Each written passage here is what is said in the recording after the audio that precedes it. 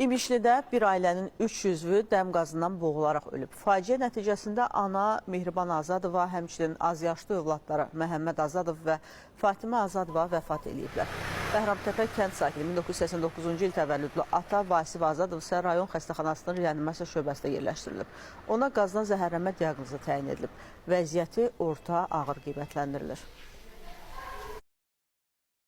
Uşağın atası zəng eləyib bugün. Telefonu açan olmuyor. Gəlib evə ki, baxım nədir, kim telefonu niyə açan yoxdur. Gəlib baxıb ki, qaz olub evə. Hamısı qazdan bir gəlin, 2 uşaq həlak olub.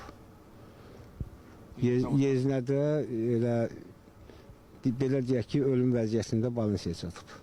Kişi cinsli 1989-cu il təvəllüdlü xəstə kəskin dəm qazı zəhərlənməsi ilə daxil olmuşdur.